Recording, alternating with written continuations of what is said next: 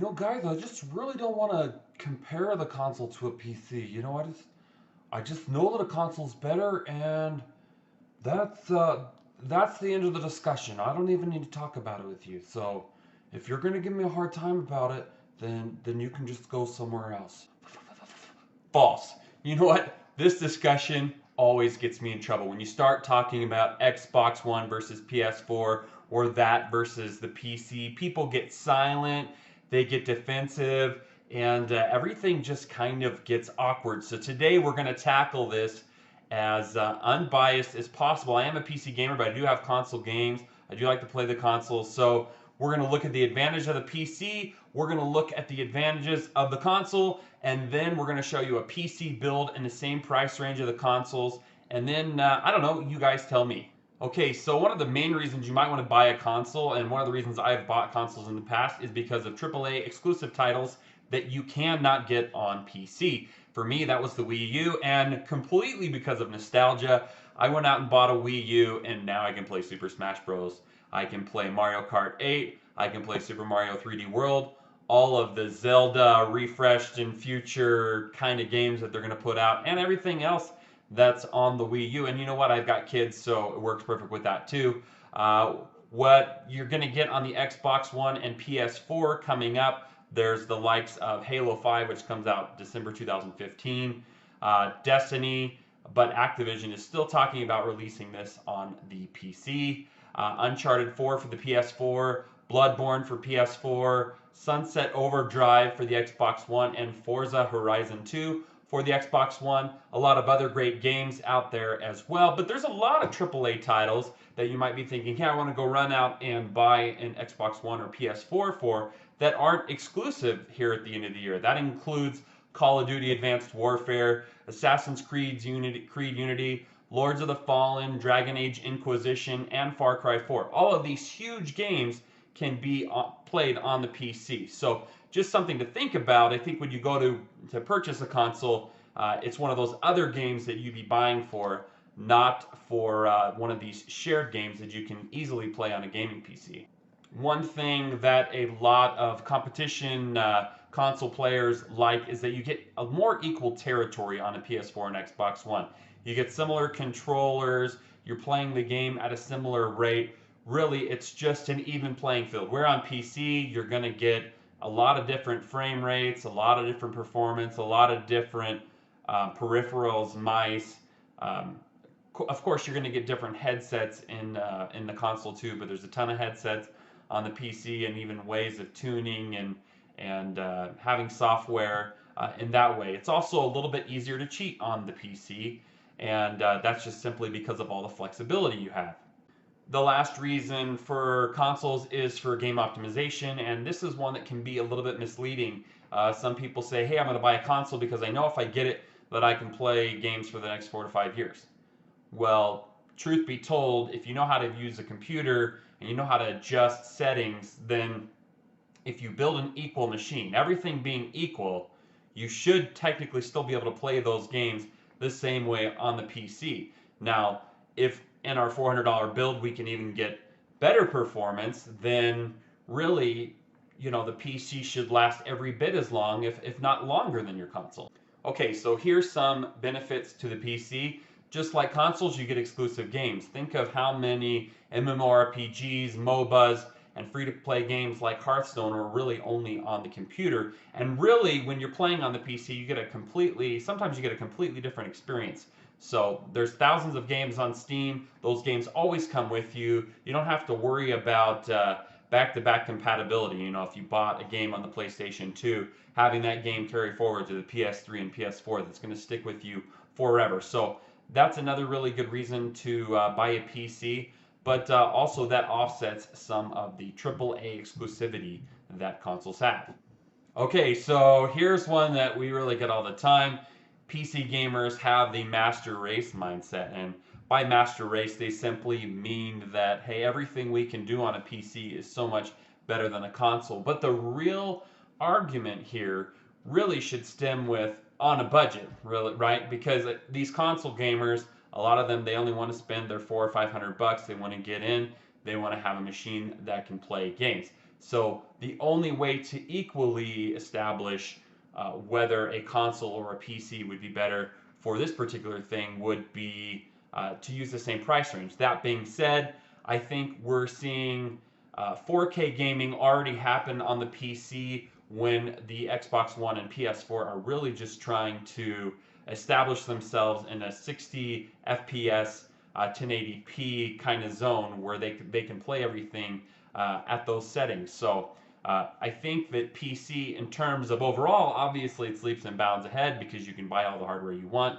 But overall, we'll have to see at the end here whether the hardware stacks up. Okay, another really good reason for going with the PC is that the monthly rates don't really exist. You have to have internet to play your Xbox One or PS4 or your gaming PC. But if you want to play the Xbox One or PS4, you're gonna have to pay that $50 a year membership fee, or it's even more monthly. I think if you buy like a 3-month pass, it's like 25 bucks or something. So let's say that you get the yearly pass for 1 year, and then you end up playing your Xbox One for 4 years. That's already $200. So that's quite a bit of money. So apples to apples, you're spending more money there, and pretty much when any title is going to be released for a console, you are just forced to pay their non-negotiable $60 price.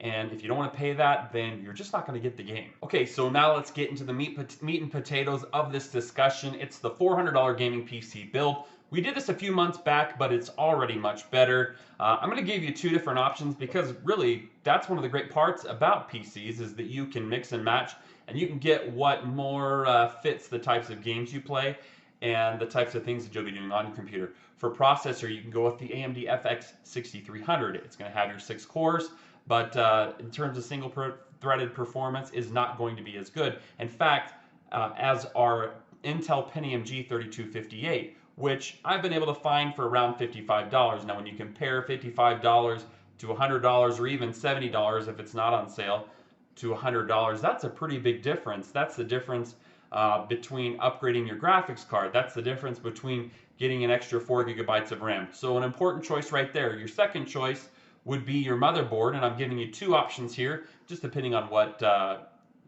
processor you end up picking. And the first would be the Asus M5A78L-MLX. That's an AM3 Plus motherboard. And the second option would be for the Intel Pentium G3258, the MSI H81M-P33. Either one of these boards is going to allow you to overclock these processors, but depending on what you do, even though the G3258 is much less expensive, it might be the better performer. It won't be on a game like Crysis 3. It won't render more quickly for you. It won't be the faster performer in games that utilize multiple cores, but a lot of games really only use those dual cores at this time. So if you're playing those types of games, then the G3258 makes a lot more sense here. Moving on, you can choose between getting 4 gigabytes or 8 gigabytes of memory, depending on whether you chose that FX6300 or the G3258. So if you go with the Pentium here, you're going to get slightly more RAM. Another option here, if you want to go with the G3258, is you can go with the R7 260X, or you can go with the GTX 750 Ti. Comparably, they're about $20 difference, with the 260X coming in around $100 and the 750 Ti coming in as low as $115 this month. So keep an eye on that. That's something to consider. Moving on, for the rest of the parts, we're going with a 1 terabyte Western Digital hard drive. It costs around $50. You could actually shave another $25 off this build if you wanted to go with a 250 gigabyte hard drive.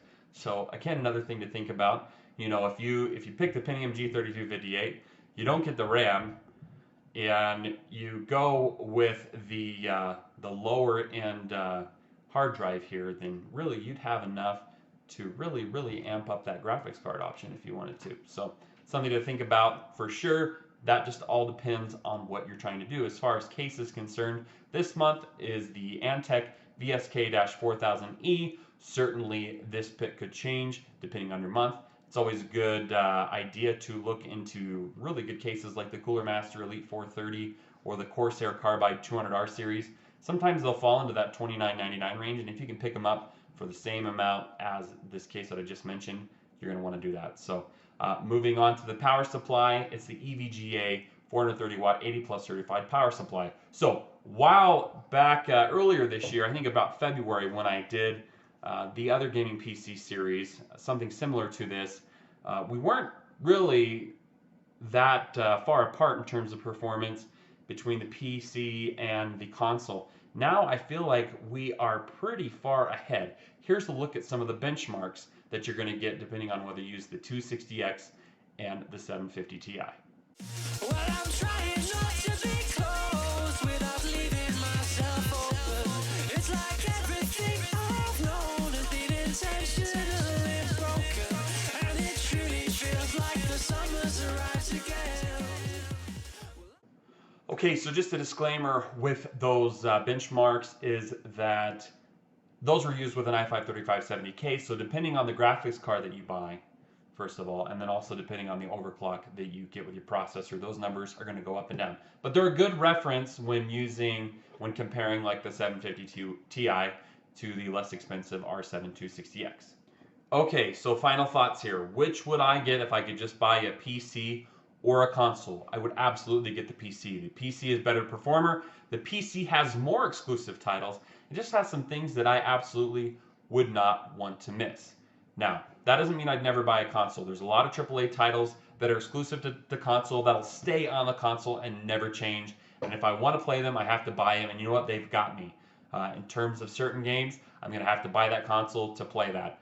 But if you can skip out on a few games, or you can just wait a little bit longer, sometimes some of these games start creeping onto PC after a year or two. So anyway, that's another thing to think about. Now, a counter argument to this is, hey, this is a $400 PC, but you forgot Windows 8. That's going to cost you $100. Well, that's true. If I want to go out and get a new copy of Windows 8, it's going to cost me $100. But I might already have a PC that I can use a code with, or maybe an old Windows 7 PC that doesn't work anymore, or an old Windows Vista PC that I can use for the code. That's perfectly acceptable, perfectly okay to use those old codes. What's more is that your Xbox One and your PS4 subscription for a year is going to cost $50 a year. After 4 years, that's $200. That's already twice as much as Windows. So, in my opinion, you can't really use that argument if we're using equal numbers for the PC build and for the Xbox.